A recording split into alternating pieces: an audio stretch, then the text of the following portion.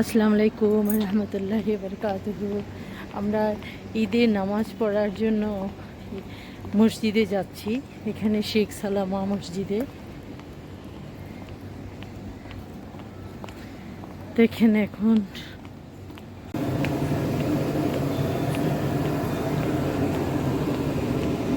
এখন ভোর 5টা। আমরা ফজরের নামাজটা শেষ করে এখন আমরা মসজিদে যাচ্ছি। ওটা শেখ সালামা মসজিদে। দেখি চারিটা দিক মানুষ দেখে মনে হচ্ছে একেবারেই সন্ধে, আসলে কিন্তু সন্ধ্যা না। এখানে অটোমেটিক লাইটগুলো কিছু সূর্য যখন একটু উদিত হবে লাইটগুলো অটোমেটিক অফ হয়ে যাবে।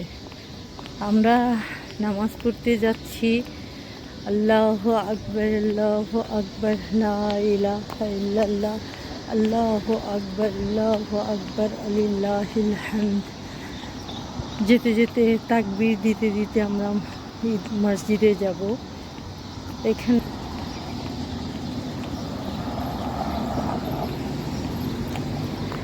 ঈদের নাম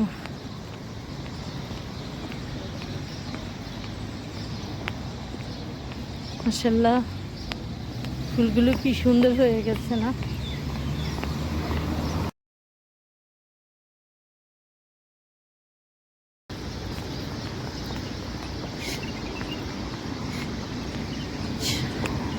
চারিদিকে কত লাইটিং করেছে, ওই যে দেখেন কি লাইটিং।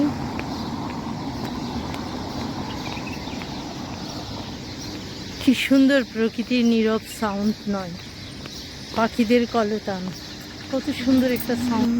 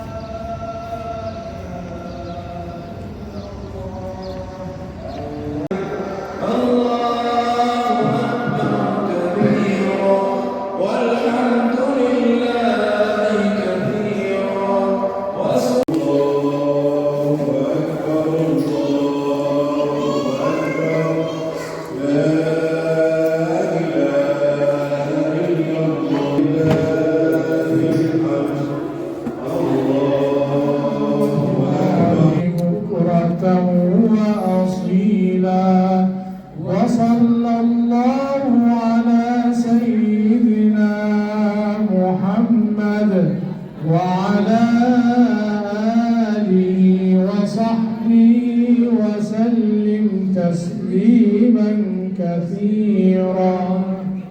اللهم إنه موقوف مترجم وقد عزيزة وتبقى المجتمعات عظيمة. الصالحون هم حراس الأوطان، يجب الحق على أجسادهم ويسكن الإخلاص قلوبهم ويظهر الوفاء في مواقفهم. ومن الصدق أن تحفظ أسرار وطنك وتزول عن حياته وتكون سدا منيعا في وجه من يتربص به. ومن الصدق وفاء الزوجين وتوادهما وحسن تربيتهما لأولادهما وإخلاص المعلم في رسالته وإتقان الموظف بعمله ممتثلا قول النبي صلى الله عليه وسلم إن الله يحب إذا عمل أحدكم عملا أن يتقنه وأن يجتهد كل امرئ في مكانه يزداد الوطن في تلقائه وبقدر صدق الإنسان في ابتدائه يسمو الوطن من قبل الفسد والأجساد إلى نقد يسكن شراف القلوب والأكباد الصدق منجاة على الدوام والوطن الصادق في علاقاته وعباده ومواقفه عاقبته كلها خير وسلام يا أيها الذين آمنوا أطيعوا الله وأطيعوا الرسول وأولي الأمر منكم أقول قولي هذا وأستغفر الله لي ولكم فاستغفروه